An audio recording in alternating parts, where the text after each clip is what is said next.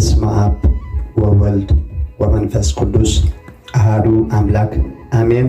በክርስቶስ ክርስቲያን በወልድ ውልዳን በህብረት መንፈስ ቅዱስ መንፈሳውያን ተሰማሁም ደቂ አዶም ንቅዱሳን አፍቀርቲ አደና ቅድስት ድንግል ማርያም ከመይ ያለኹም ከመይ ትሆኑ አሜን። እግዚአብሔር አምላኽና ኃጢአትና በደልና ከተጻባጸበ ናብ ሰዓት ናብ ጊዜ ዘብጽሐና ክብር ምስጋና ይኹኖ።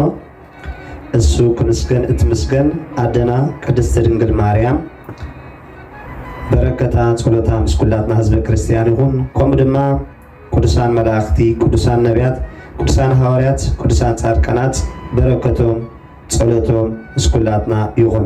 ሃራይ ሎም ማዓንቲ ከም ፍቃድ እግዚአብሔር አምላኽ እግዚአብሔር ከም ዝፈቀዶ በሓደ ኃይለ ቃል ጌርና ክንዛራረቢና እግዚአብሔር ድማ በረከቱ ከብዝሐልና ነተቃለቲ ድማ ሰሚዕና 30 በረከት ፈሪ እግዚአብሔር ሓግዘና። ኣብ ማቴዎስ ምዕራፍ 7 ቁጥሪ 21 ተቃለቲ ኣብ ሰማይ ዘሎ ኣቦይ ዝገብር ደኣ እምበር ኩሉ ጎይታይ ጎይታይ ዝብለኒ ናብ መንግስተ ሰማያት ኣይኣቱን እዩ ይብል። ስለ ቃሉ እግዚአብሔር ዝኸበረ ዝተመስገነ ይሁን። ስለዚ ፍቃደቲ ኣብ ሰማይ ዘሎ ዝገብር ደኣ እምበር ኩሉ ጎይታይ ዝብለኒ ንመንግስቲ አምላኽ እንታይ ይገብርኒ ኣይኣቱን እዩ ይብል። ሎሚ ኣነ ንስኻትኩምን ብሓቂ ፍቃደቲ ኣብ ሰማይ ዘሎ ዶ ንገብር ኣለና ወይስ ጎይታይ ጎይታይ እናበልና በኣፍና ጥራይ እናፀዋዕና ስነ ምግባር ዘይብልና ናይቲ ሰማያዊ ኣቦ ዝኾነ ስነ ምግባር ዘይብልና ወይ ከዓ ፍቃደቲ ኣብ ሰማይ ዘሎ ኣቦ ዝገብር ደኣ እምበር ኩሉ ጎይታይ ጎይታይ ዝብለኒ ናብ መንግስቲ አምላኽ ኣይወርስን እዩ ከምቲ ዝበሎ ንሕናኸ ጎይታይ ጎይታይ እናበልና በኣፍና ጥራይ ዲና ንምስክር ወይስ እቲ እግዚአብሔር ዝኣዘዘና ንገብር ኣለና ከም ፍቃዱ ንመላለስ ኣለና? ስጉእ እንዶምን በሊዕና ንእግዚአብሔር ንጽበዮ ዶለና ብሓቂ እቲ ክርስትና ኣብ ህይወትና መብራህቲ ይኸውን ኣሎ። ንስኻትኩም ብርሃን ዓለም ኢኹም ከም ዝተባሃልና እቲ ኣባና ዘሎ ብርሃን ብሓቂ ይበርህ ደሎ ወይስ ጸልሚቱ ኣሎ?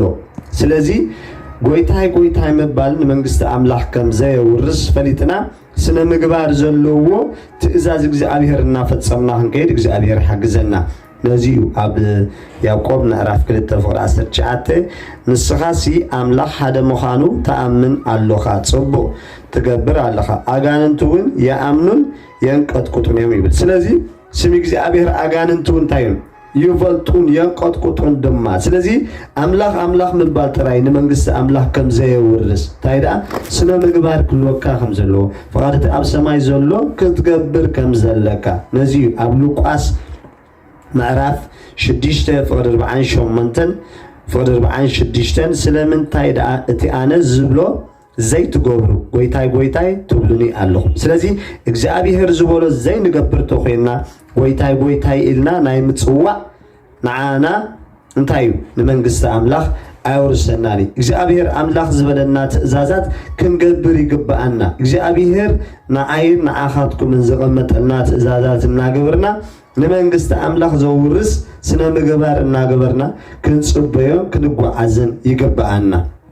ነዚዩ አቀዳማ ዮሐንስ ምዕራፍ 2:4 ነቲ እፈልጦ እየ ዝብል ትእዛዝ ግን ዘይሕሉ ንሱ ሓሳዊ እዩ እቲ ሓቂ እውን ኣብ ይወለን። ስለዚ ትእዛዝ እግዚአብሔር ንፈልጦ ኢና ንብል ግና ዘይንገብሮ ተኮይና ንሕሱ ኣለና።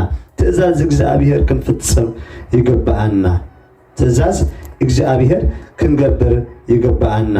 ኣብ ያዕቆብ ምዕራፍ 1:22 ነብስኹም እናታለልኩም ገበርቲ ሰማዕቲ ጥራይ ዘይኮንኩም እንታይ ግበሩ ገበርቲ ቃል ኩኑ ይብለና። ስለዚ ነብስና ክንጥብር ዘይኮናስ እቲ ቃል ተባሂሉና ዘሎ ኣብ ህይወትና ክንገብሮ ይግባአና።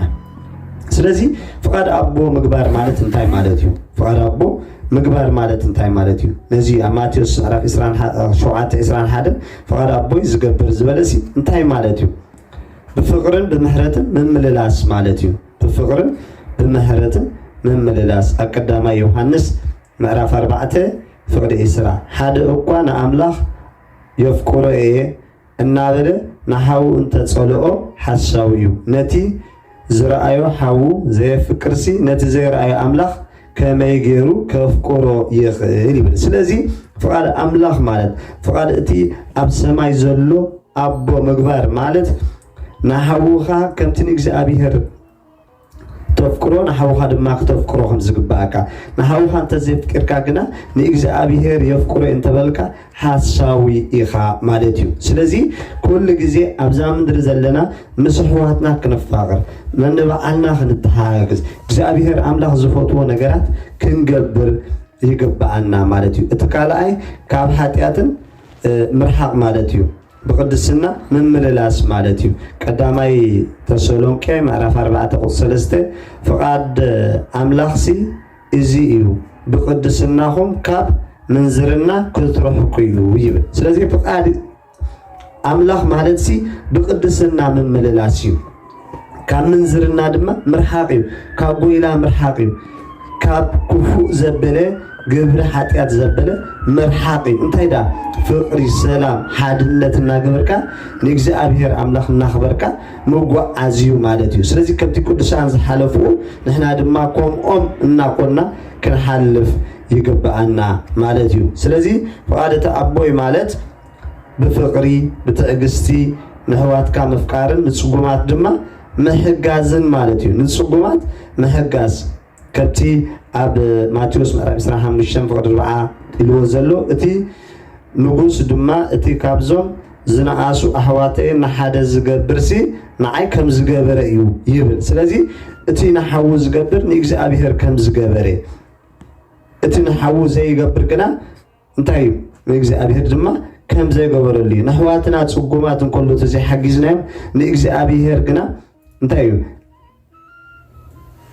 أي حجزنا يون مالتيو سلازي كل جزء اتمسانا زلو حونا نات حجزنا خنكيد إجزابير حجزنا دهرينا أماتيوس مرا شوعته فقد عصر شوعته عصر شعته تصبقهم كله تصبق فرا يفري حما قوم جنا حما فرا يفري تصبق فرا زفر زبله كله قوم حما فرا زفر زبله كله تجبر ناب حوي دربه تصبق فرا زفرها صبق فري يفري سلازي أنا نسخاتكم تصبق فرخن فري يقبعنا سناي فرخن فري يقبعنا أبانا كرسوس كرأي يقبع سنة مقبار زلنا نايب حكي منفساوينا هونا كنعبي يقبعنا نزيو يعقوب معرف كلتا فقدي سران شديشة سقا بزي منفس موت كم زخونت امنت هون بزي قبري موت يا سلازي امنتن قبرن أتحيزنا كنكيد إجزابيهر يحجزنا